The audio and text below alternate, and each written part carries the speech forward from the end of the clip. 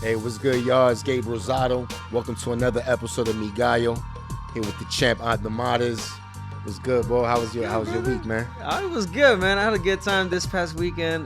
Went to a Juliana Alvarez concert. I was at Mama Por Dios. One of my boys opened up a restaurant in Fairfield, California. Shouts out to Mama Por Dios. It was cool, man. How about your weekend, man? How was it? You was in Puerto Rico, right? My week was crazy, bro, man. You're all over. Man. Yeah, man. I had to take care of some stuff in Puerto Rico, man. But while I was out there, man, I got to do a sit down with the champ, Oscar Collazo, man, and.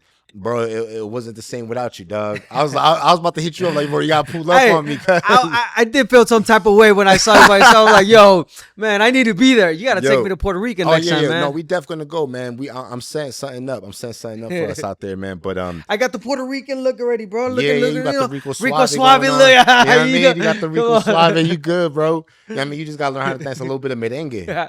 I got the flavor, the bro. merengue just, I got the salsa from Mexico. That's what's up, bro. But it was cool, man. So make sure y'all check out the Collazo episode, man. That was it was dope, man. And plus, you were at some fights this weekend too, man. Yeah, man. And then once I got back, as soon as I got back from Puerto Rico, bro, it's like I didn't even have time to chill at the crib, bro. I had to pack because I had to head to San Diego to do a show out there.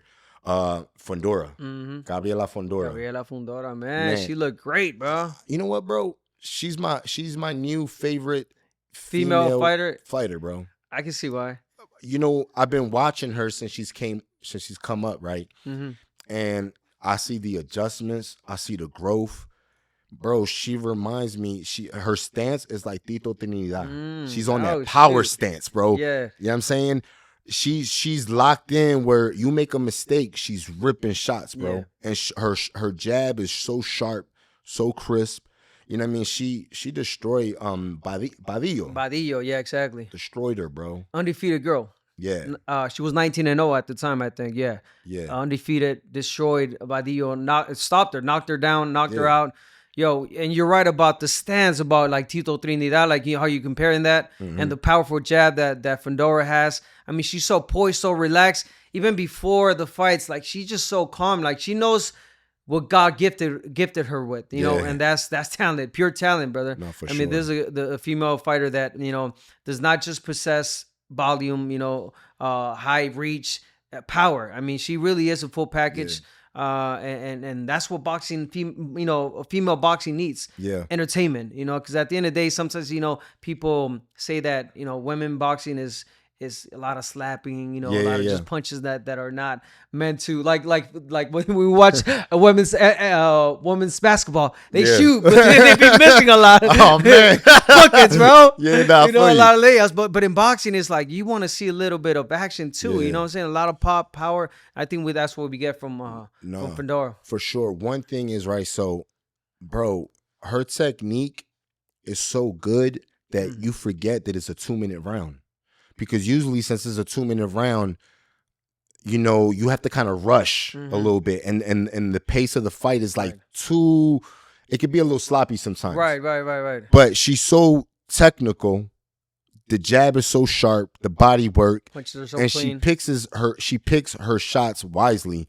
Where you forget that you're watching a 2-minute round, bro. Yeah. You know what I'm saying? That's how sharp she is, man. So, you know, she's the youngest undisputed champion, man or female. The youngest unified champion. And I think, bro, she just needs to keep going up in weight because I don't think there's no competition, honestly, for her in the division. Yeah, I was going to say it's not so much that she's not fighting competitive fighters because she is. She's fighting the top. She's fighting undefeated fighters. You know, one of the best fighters, female fighters, and she's destroying all of them. So I think it's going to get to that point where, you know, she's got the height already. So it's going to be easy for her to, you know, go up on weight and really challenge herself because it's going to come down to that where she's going to get bored. You know what I'm saying? Something you're too good, too blessed. Like, man, this is a, you know, boring division. I got to move up, you know, and really challenge myself. And I think that's where she's at right now at this point. No, for sure. Definitely, man. Now, another one that was on the card was Conwell versus Perez. And Conwell, man, you know, he messed up in that fight, bro. Yeah, bro, he dropped the ball and he kind of really dropped the ball. And it reminded me of when Matias had the hype, and then Matchroom signed him, and then they put Gabriel their Matias? they headlined him in you're right. Puerto Rico, and he dropped the ball.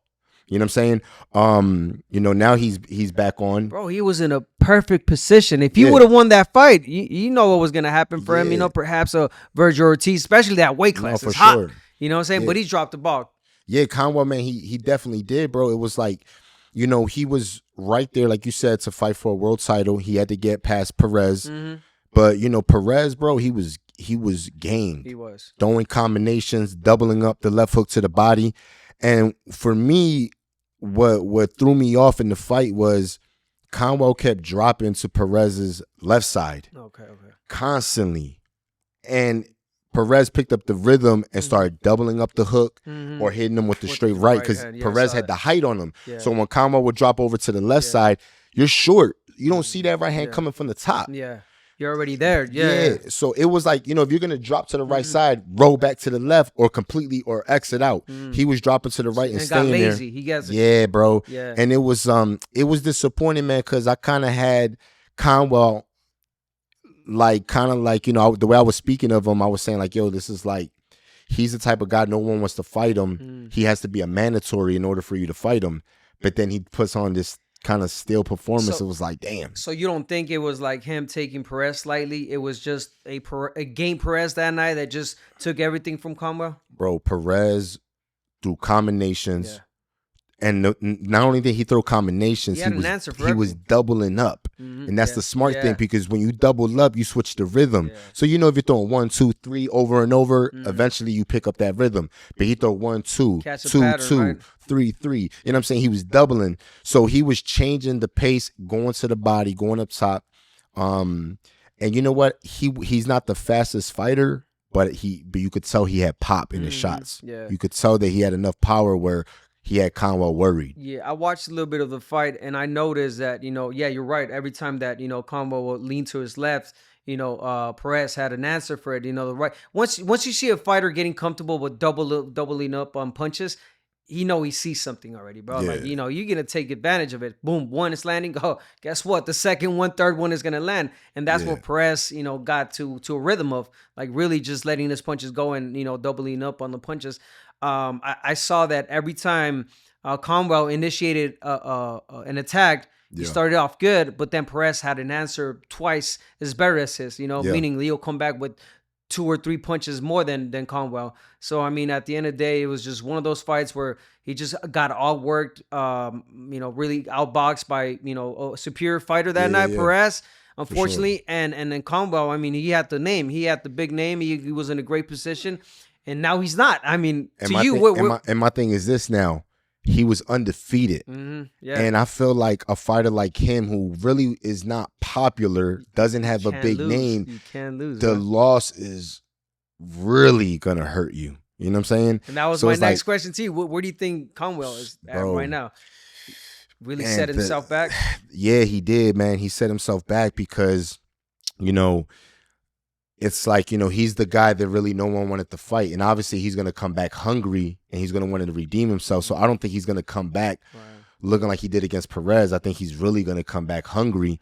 But guys are going to they're going to want to avoid that, man. So, you know, him losing out on this opportunity, man, he's really, it's going to take him a while to bounce back, bro. Yeah, you're right. And you know if it was hard already to get fights, now that you got a defeat on your record, people really aren't going to want to fight you. So it's going to be even harder. So, you know, all the best to Conwell, you know, where she comes back strong, which she will. No, for sure. And, you know, this is one of the, you know, biggest and toughest divisions right now. Yeah, man. And then Perez, he took advantage of the opportunity. Oh, yeah, he did. So now he's in the weight division, bro, where he can, you know, if Fundora doesn't fight Zayas, that's a fight that can happen right there. 2 tall, lanky guys, you know what I'm saying? Yeah, so it can happen. Again, you know, we fall back to, does that make sense for Fundora? You know, the name. I know he just beat Conwell, but sometimes, you know, they want bigger names. They want someone noticeable, someone that, you know, really is a big market and a big name out there. But hey, you could go based on the fact that I just beat Conwell. You know, I'm Perez. I'm that guy. Give me the opportunity. Yeah, so if he's about that, and I hope, you know, his promotion does good well and his management to really get him those fights, because Perez really showed that he deserves those fights already. So, you know what I mean, speaking about the junior middleweight division, You know what I mean? Boots is a weight class under, but eventually he will go to that 54-pound. But Boots, bro, you know what I'm saying? That performance against Stanionis, amazing. And here's the thing, man. So that was a unified title fight, right? Yeah. So I think what helped Boots was, you know, the IBF got the rule where the day of the fight, you can't go past 10 pounds. Mm-hmm. And now since this was for the WBA as well, that 10-pound clause is out. Okay. So Boots is able now to rehydrate. Right. And I feel like now you saw a Boots that you think that made a difference in that fight? Hell yeah, okay. bro. I like you touching on that. Okay. If you think about it, bro, what Boots, all right, a lot of people were saying Boots gets hit too much. Mm-hmm. And I'm not gonna say I was one of those that said that as well. I said, yo, he does get hit too much, but I took it more as maybe it's because the competition isn't that big, so he's kind of just, you know. I like it actually. You make it seem like, oh, you're vulnerable and you can get hit. Yeah. And that makes it more for an exciting fight and fighters who want to fight you, because if you become that fighter that no one can touch you, you're just superior to everyone and just super talented. Nobody's gonna want to fight you. I think his aggression too that is why he gets hit. But being that he was able to hydrate, I feel like he's more powerful. He got more, he's more energetic. So he's more in his flow, bro. And he showed, bro, I didn't think he would stop Stanionis in 6. Yeah, shut him down in 6, bro. Stanionis couldn't touch him. He was breaking him down to the body, showed power, showed he was a much bigger, stronger fighter. And I know Stanionis. I've seen how Stanionis trains, bro. He trains like a dog. So for Boots to do that, bro, in 6 rounds. Listen, I thought it was going to be the opposite. You know, the fact that they were going to be able to, hydrate 10 plus pounds, it was going to benefit Stanionis. Why? Because he's the big guy. He's the guy that's going to pressure you, the monster, the guy that's going to break you. So I thought that was going to, benefit him, put some weight on, push on Boots. But man, just skills, bro. At the end of the day, just how superior Boots was that night. To stop a Stanionis, the way he did, bro. And it's not, let's not forget, it wasn't like he knocked them out and he pretty much, well, he did destroy him. Yeah, but the fact that it was the corner made the decision, bro. He had him quit. You know what I'm saying? Like, he got to a corner. That's worse when a fighter goes to his corner and your corner sees that, bro, you're just getting punished and you're getting beaten. Yeah. And that's what, shout out to Marvin. I think he did a good job by stopping the fight because my boy Stanionis was just taking a beating. That's my boy right there, man. I actually was hoping, he did all right. Boots just showed that he's on a whole nother level, bro. And you saw the talks right away. Speed, Crawford against Boots. Oh, listen, bro. I went on. The comparisons, everything. I put it, on X. I threw it out there. I said, look, man, I think Boots beats Crawford. Ooh. I think Boots beats Crawford, bro. Hey, you getting a little too ahead of yourself, you think? No, man, I think Boots. I mean, that was a great performance. I think Boots beats Crawford because, like I said, man, he's not depleting himself by having to just make that 10-pound limit. Right. You know what I'm saying? He's but fully if hydrated. they were to fight at I don't know, if they fought at 47 or 54, I feel like he beats Crawford, bro, because I feel like, look, Crawford, I don't know about that one yet, Gabe, but okay. The reason I say it, man, is because Boots has boxing IQ. So you know does Crawford. Yeah, for sure. But here's the thing. Okay. Crawford's 37. Crawford showed his age against Madrimov. Yeah. He was a little slower in that, bro. A little slower in that fight. And that was his debut at 54, yeah. And Crawford is not gonna fight Boots in a firefight. I don't think he's gonna try to play chess with him. Mm-hmm. But Boots likes to play chess, but high level chess. Because he's young. So he can do that.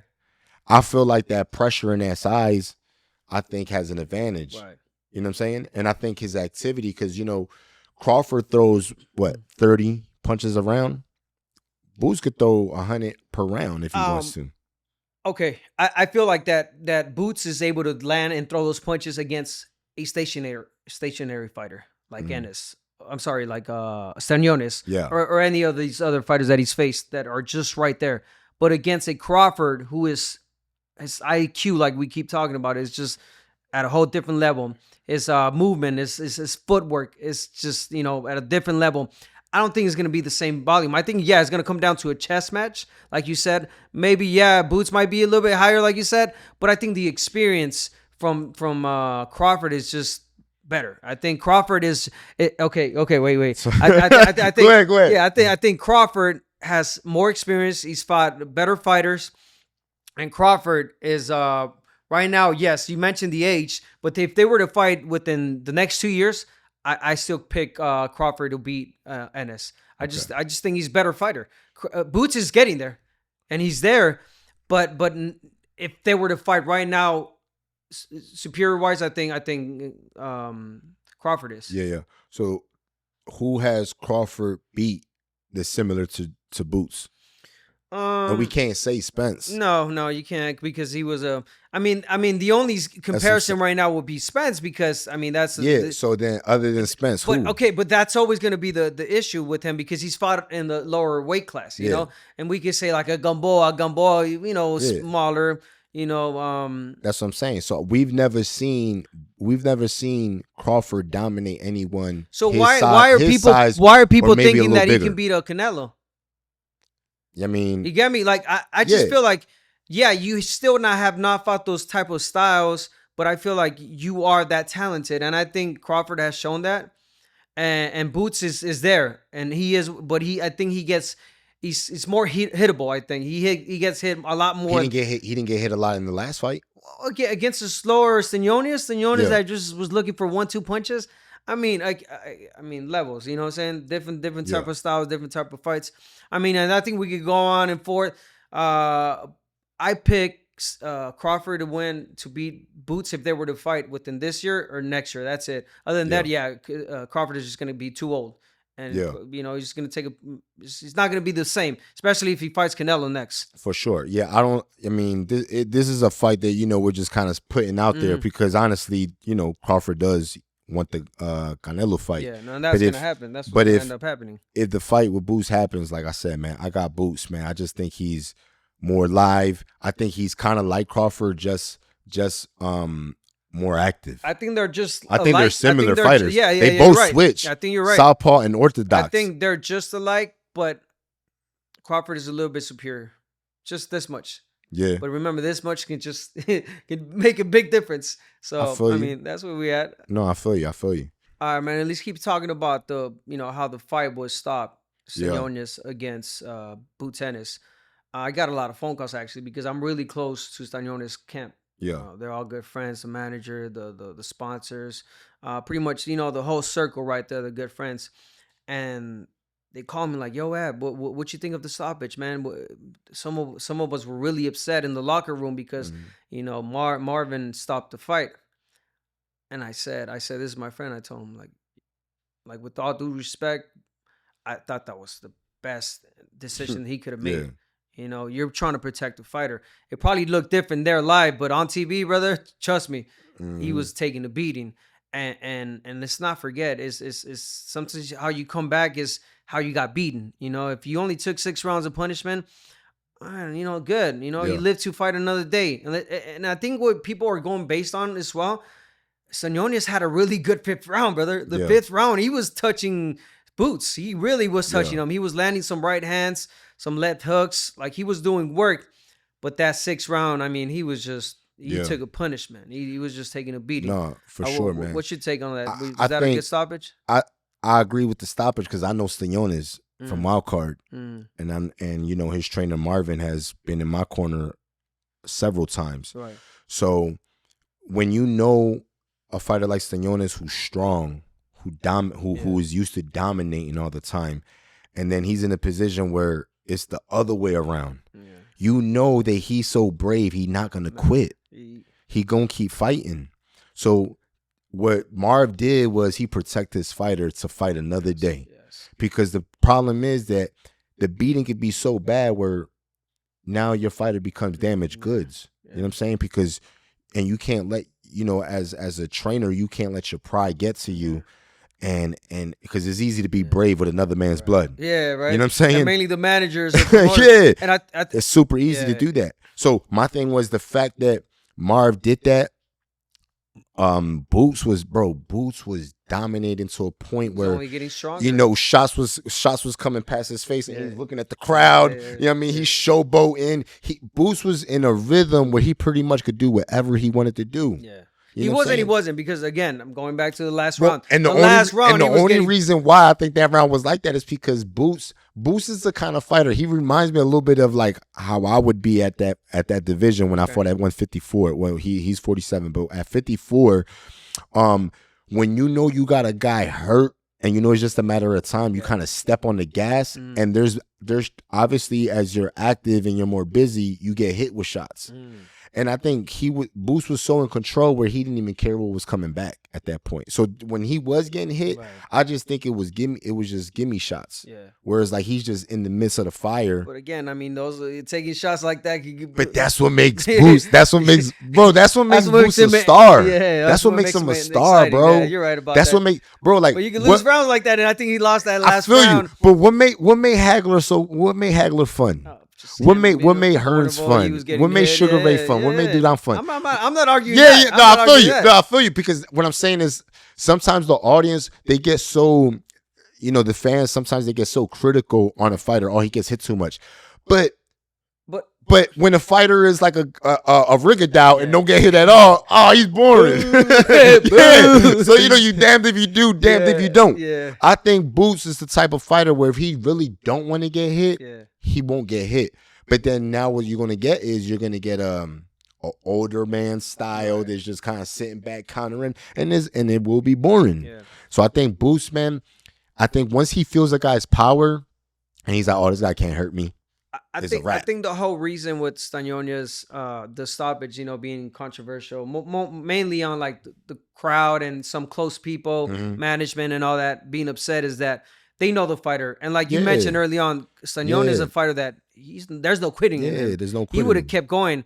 And he is one of those fighters that he loses the first couple of rounds because he's so tight, the first couple of rounds, but he picks it up. He picks it up little by little. And again, going back to that last round, they saw a glimpse of, okay, this is the Stanionis that we need. Yeah. And perhaps we're going to see it in the next round. But bro, he was taking a beating. No, it was crazy. And I'm not mad at the decision. It is what it is. And you move forward from this. And on another note, like his layoff, he had a really long layoff, bro. You know what I'm saying? And I think at the same time, the team is taking that under consideration as well. Where it's like, man, he's, it's like he's probably not as sharp as we thought he would be. He has a baby on the way, and he has a baby on the way. So that's one thing that Marv is taking under consideration to trainer in the corner is like, man, I think his baby was born like a day before or whatever. Oh shoot! It was born before? Or something like that, or. I don't know, but I think I don't know if it's on the way or was born. But either way, yeah, exactly. It's still like in your mind, where it's like you're just thinking, like, man, you know what? It ain't his day. So, man, shout out to Marv. I think I immediately had put out, good stoppage by Marv. You know what I'm saying? Immediately I put it out there because it was a good stoppage. You know what I'm saying? You want a team that actually cares about you, man. That at the end of the day, when it's all said and done, you're able to go home healthy to your family, bro. Yeah, and the man, like I said, he's a father now. And the Stanionis took it like a champ too. Like he was like, all right, he didn't argue the decision. And you know what Marv told him in the corner? He said, Marv told him in the corner, I'm gonna stop the fight. Okay. I know you'll never quit. Yeah. I'm gonna stop the fight. So like he kind of had that talk with Stanionis, like I know this is on me. This ain't you. This is on me. You know what I'm saying? So that's big up to Marv for that, man. That was man.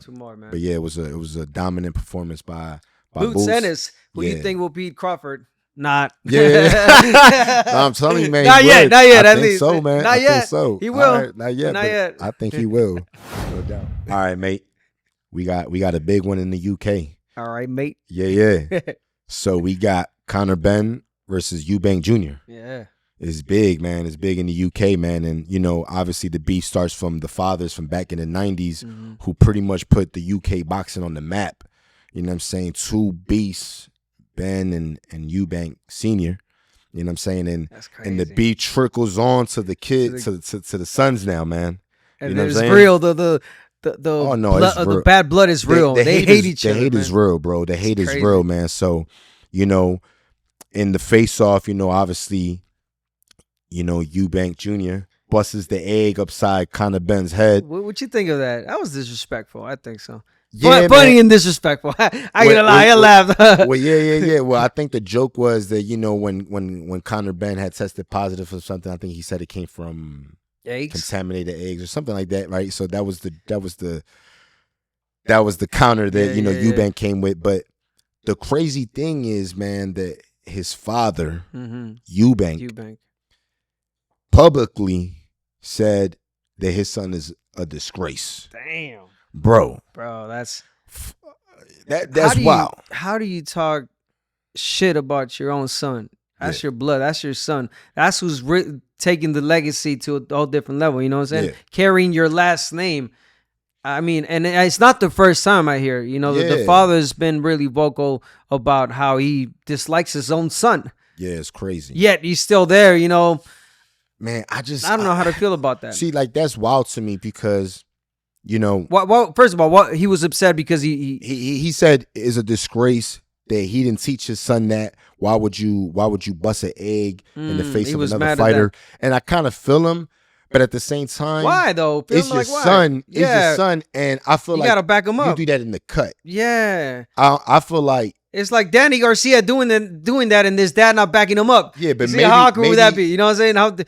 I get it, because the father, Eubank's senior, I met the guy before. I met the man. He's so perfectionist, tight. You know what I'm saying? He like the respect, morals, like the way he stands, the way he sits, bro. Like he's so like a perfectionist. So I can see why the man was upset also. I feel you, man. But at the same time, I think that now at this point, to say I will not be in my son's corner, or to even say I won't even be at the fight, I think at this point, bro, Eubank Senior, is he jealous of his son?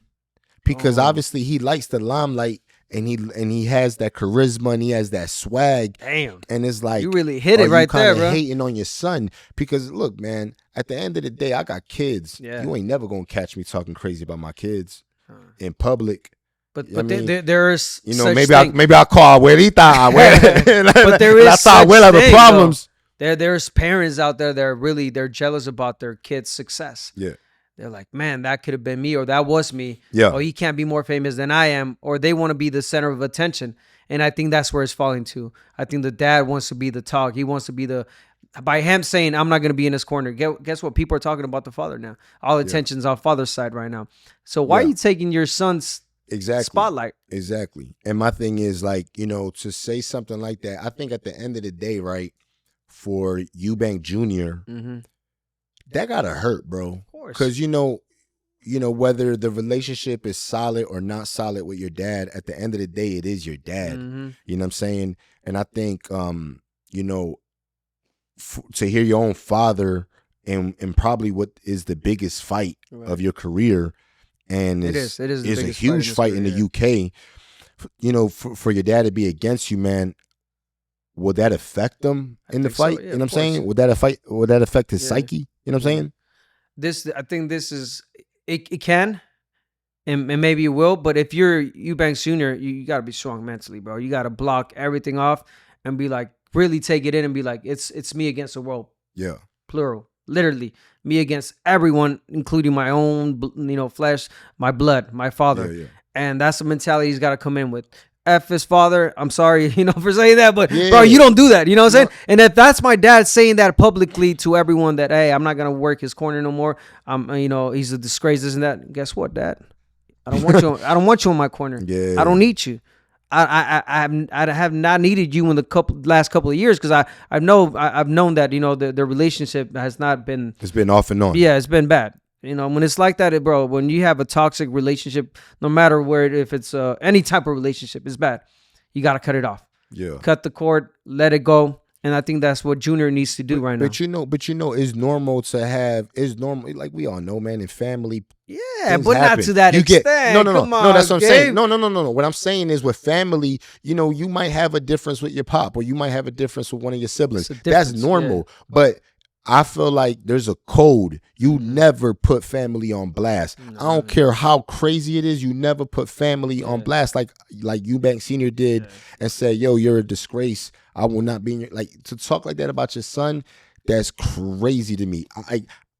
Now when it comes down to like whose side I'm on, I'm not on nobody's side. But one thing I cannot agree with Eubank Senior doing that to his son, bro. I take that back. Earlier, I said that the Eubank Senior, he has the morals, respect. Nah, he doesn't. He's not showing them. That wasn't class, bro. That's not class, bro, at all. And he dresses the part. He talks like a like a guy, like a high end perfectionist.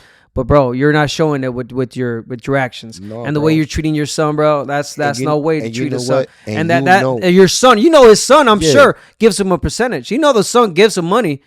Well, the thing is this, man. Firsthand as a warrior, the risk that your son is taking entering the ring. Why the hell would you say some shit that could mess his head up going into a fight that's so big? You already know that the majority of stepping into that ring is your mental. Yeah, you don't publicly humiliate your son. Some shit like that. Yeah, it's whack, bro. It's whack.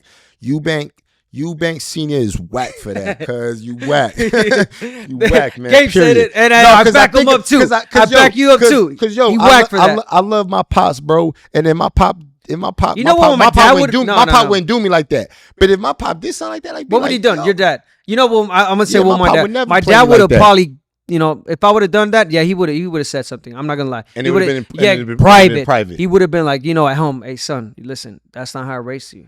That's not. If you really want to beat the guy, you want to embarrass him, do it inside of the ring. That's it. Yeah. Period. You don't go publicly. Oh, my son is a disgrace. I'm not gonna work his corner. F this or that. No. Yeah, for sure. Yeah.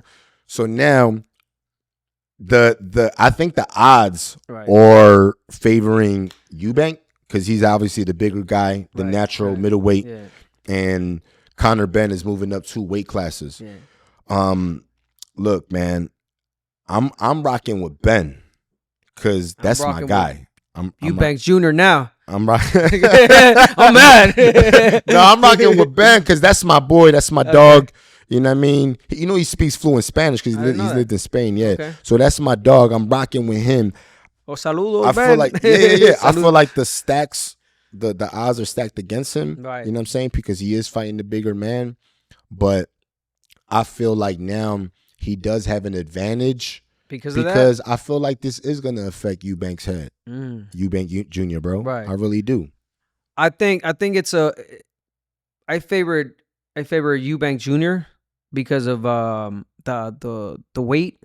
I favor him a little bit because of the style. I believe it or not, I like Benn's style more than Eubank's. I'm not gonna lie. I like his aggression. He's a dog. I like that style. In and out and inside, I like that style. But Eubank Jr. He looked good in his last fight. He's fresh, bro. He's really good, man. When it comes to defensively and all that. So I think Eubank Jr.'s got a point to prove in this fight, not just to him but to everyone. Plural. But Benn got to get his back for his pops. Both, well, yeah. You gotta get it back for his pops. Pank Jr.'s, he don't care about the pops right now either. Yeah. But it's on him. I'm saying Benn. Ben. Yeah. And I'm talking about Eubank Jr. right now. It's just on him, bro. Like he's doing this for him. Forget the last name. So you got Eubank decision or knockout? Stoppage. Oh, word. Not knockout. Stoppage. Oh, damn. Mm-hmm. You? Eubank got hurt by Liam. Mm-hmm, yeah. By Smith. Liam Smith. Right. Yeah. And who's on the card as well. So I think Benn has the power where he can stop. He's got the Eubank. Dog too. You know what I'm saying? I think if the fight goes into the later rounds, I think it's gonna favor Eubank. Mm-hmm, yeah. Because of the size advantage. Mm-hmm. But I feel like the first half of the fight is dangerous for Eubank. Nah, Eubank is smooth with this boxing, bro. So I favor him. Yeah, if it could be a decision, I'll box him easy. If not, he can't stop Benn. So no doubt, that's where it is. No doubt. All right, mate. We're always going against each other, man. We're gonna switch it up. So instead of Mi Gallo, it's me mate. Me mate for this one. No doubt. All right, everyone, man. So we appreciate the love. Mi Gallo's getting crazy buzz, man. Appreciate the subscriptions. If you haven't subscribed, make sure y'all do that now. So, I wanted to take some questions from the fans, right? So I got one for you, right? This is from Pedro Delgado. He wants to know, would you rather fight someone that tested positive for steroids or someone with Margarito hand wraps? That's crazy. Damn. Steroids. They both brutal, bro. They both hard. Steroids or plaster in the wraps. I think steroids, because steroids doesn't mean that, probably physically you're going to be strong and huge, but probably slow, slow as fuck. So I'm going to lay hands on you. I don't care. And if you got, the wraps of Margarito, bro, one hit might do it all. Straight So up. steroids for me. I agree, bro. I'd rather fight somebody on steroids because if you think about it, if you're getting hit with plaster, as the rounds go on, it's like getting hit with a bat. Yeah. Constantly, bro. Cement hands, bro. Shit. Yeah. So I'm going with the steroids. I'd rather fight somebody with steroids, bro, rather than the plaster. Steroids guys they're usually slow, bro, and they suck. No disrespect. Go ahead. Who you got? All right, so I got one from his name is Abel Magaña. And the question is, what was your guys' best moments in the ring?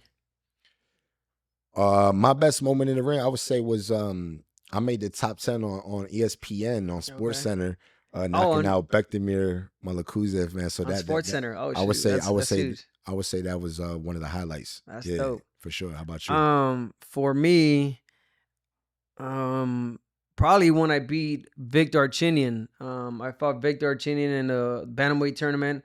And people were doubting, the fact that I was going to beat him because I was still young, not really recognized. And Victor Archinian was, Victor Archinian, he was knocking out all the Mexican idols. He knocked out Travieso Arce, Mijares. They called him the Mexican assassin. Imagine that. So me beating him, and when I beat him, just the gratitude and just holding that crazy. belt. I forgot you beat him, bro. Yeah, man. That dude was tough. Never forget that, Gabe. Come on, man. Yo, that dude was tough. I thought you forgot. Yeah. So look, bro, I got Eric Hernandez. So pretty much he wants to know what would be, I guess, the best Mexico versus Puerto Rico rivalry. Right now? No. Like, I guess in the history of the rivalry between Mexico and Puerto Rico, which matchup was probably the best? I think the one that stands out to me the most was probably Salvador Sanchez against Wilfredo Gomez. I think that to me is the top one. Yeah, and unfortunately the rematch never happened. Yeah, because Salvador passed. He passed in the car wreck after that. Man, for me, the best rivalry, I gotta pick one from my side. The best rivalry, damn. One that you guys won. Come on, man. There's a lot. There's a lot. Yet he can't think of one. I would say when Tito Trinidad knocked out Yori Boy Campos. Ooh, you had to get me back. Okay. He was like 50, you saw his head. He was like 56-0 with like 50 knockouts. Yeah. And he dropped Tito in that fight. He did. Who didn't drop Tito, bro? Yo, but Yori Boy was really that dude. Nah, he was. And Tito knocked him out. So I would say that one. Yeah, I think Yori Boy retired with like 100+ fights, bro. That guy had like a stupid record, man. That's crazy. For sure. How about you now? What's... All right, so this is a good one. So her name is Irvy. I don't know. It's IRRRRVVVE. Bro, it's swag. So use your vowels. So do belts matter versus being do belts matter versus being a pay-per-view star? Does belt matter versus being a pay-per-view star? What would you rather be basically? So the belts matter if the belts matter to become that attraction, but now we live in an era where now you got Ryan Garcia. No, you got social media, bro. You got Ryan Garcia who is headlining in Times Square, and everyone that's on the card were champions or current champions, and Ryan is the one who never had a title. So honestly, I don't think you have to be a champion to be a pay-per-view star. Yeah. If I had to pick which one, I'd pick the pay-per-view star because more money. Now. Yeah. Back in the day, the belts were they were different, but I think now is a different era. I think that's the perfect way to put it. Back then they mattered. Back then it was like, man, they still matter. They still do, obviously. Yeah. With all the respect, they do.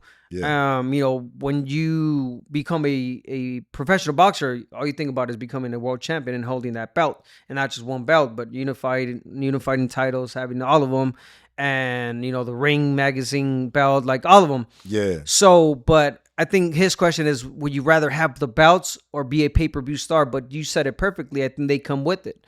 Yeah. To become a pay-per-view star or just a star, you need to get them belts. Yeah. Or at least one. So to add on to what you said, yeah, perhaps now you don't need them as much. You could be a star just by social media, becoming one of those social media stars and becoming just famous and taking that name into the boxing, like what Jake Paul's doing as well. So to me, I'm at the belts. I go with the belts. For sure. We got Rome Cruz. Okay.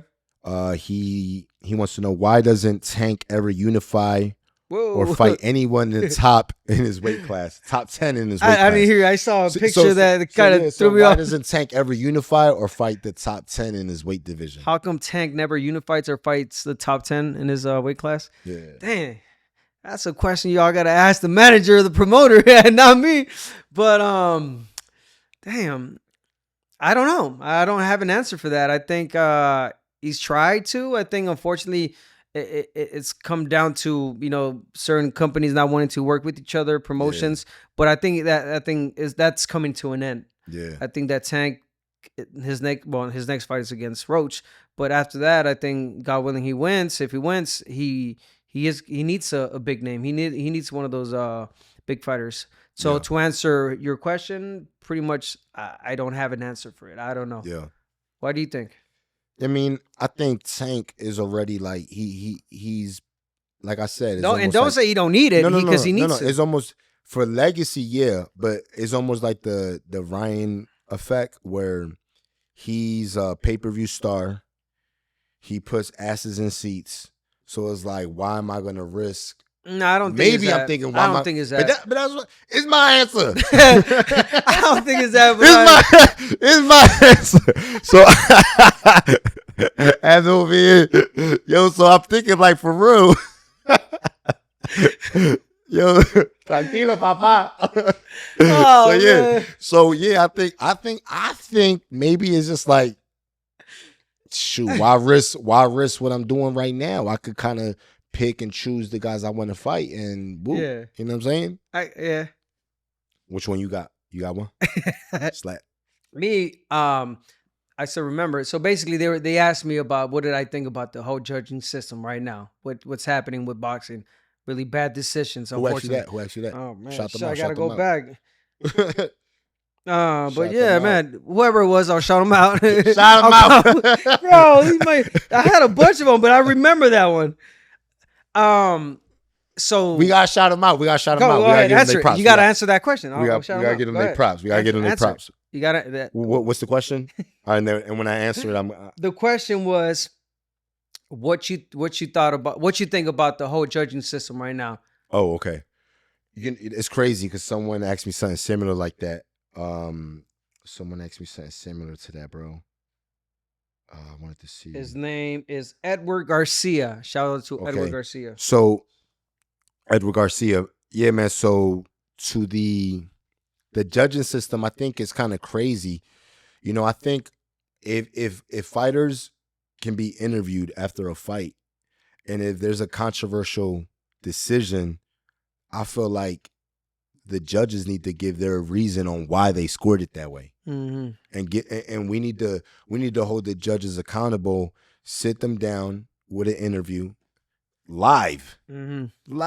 Just like Chris Mannix goes to the fighter and he interviews him after the fight. Go to the judge. Put him on the spot. Why'd you score it? Why'd you score it 16-12 for boot? You know what I'm saying? And give the breakdown, because I think too many fights are controversial and we don't get nothing from the judge. We don't get no feedback. We don't get no criticism. We don't get no breakdown of, okay, in this round he did this, so I scored ring generalship for this or whatever. So we need to start interviewing the judges. Yeah, that's a good answer. That's good. You're right. For sure. Take that in consideration, guys. commission all over. Yeah. Basically, first of all, they got to make an example of Was one. that Edgar Garcia that asked you that? Yes, sir. That yeah, was the same guy? Edgar Garcia. Yeah, same thing. So you got the and same question. Yeah, look, and he says, I believe boxers can be interviewed after a fight. He says that, you know, why are you reading his answer, bro? I'm playing with you. No, I'm playing with you, bro. No. Listen, all right, my turn to answer this. I'm just shouting out. Edgar, man. I'm showing love. I gotta say that they gotta make an example of, you know, just one. Boom, make an example of one, and make sure that, you know, once you make an example of one, is like they're gonna be afraid of making a mistake. Speaking of judges, you know what I'm saying? And they haven't been held accountable for anything. These judges, they're bad decisions all over, bro. I've seen them firsthand calling the fights, and I'm like, man, no way this guy won this fight. Yet they give it to him, split decision, like out of nowhere. Like, come on. So they got to be held accountable. There's got to be a replay. Top one day. Yeah. Watch the fight. Commission. And, you know, they got to change the decision. I know they have that now, but they don't do it. How about we do this? How about we just put retired champions to be the judge? I'll be too distracted, bro. I'll be like, nah, I can't stay still. That requires some attention. I can't do that. But think about this. How many fighters, you know, had a long career? No, you're right. Retire and don't know what's next. Mm-hmm. Don't got anything to do next now, Get them bro. a job, because their whole life was boxing. You know what I'm saying? They need a job. Mm-hmm. Put them on. Yeah. Bro, who better than a fighter judging fights? That's true. No, you're right. You're right. Sure. No, I back you up on that. And I'm just being silly, but and then yeah, I can't stay still. I can't stay focused for 12 rounds or whatever the fight is. Like, I'm gonna get distracted. But yeah, these older fighters that retired, you know, a good way to put them, you know, get them a job, man. And who better knows the boxing than someone that was in there? For sure. You get me? And most of the times it's an older man. Yeah. It's crazy because it's like really old judges that are like they can barely see. They probably can't see like me, bro. I'm blind. It's crazy. All right, y'all. Thank you all for sending those questions. Keep them coming. We're going to keep doing that segment where we read your questions. This was episode 11 of Mi Gallo with Gabe, Rosado, and myself. And, we're going to keep bringing that heat. Episode 12 coming up next week. For sure, Mi Gallo, baby.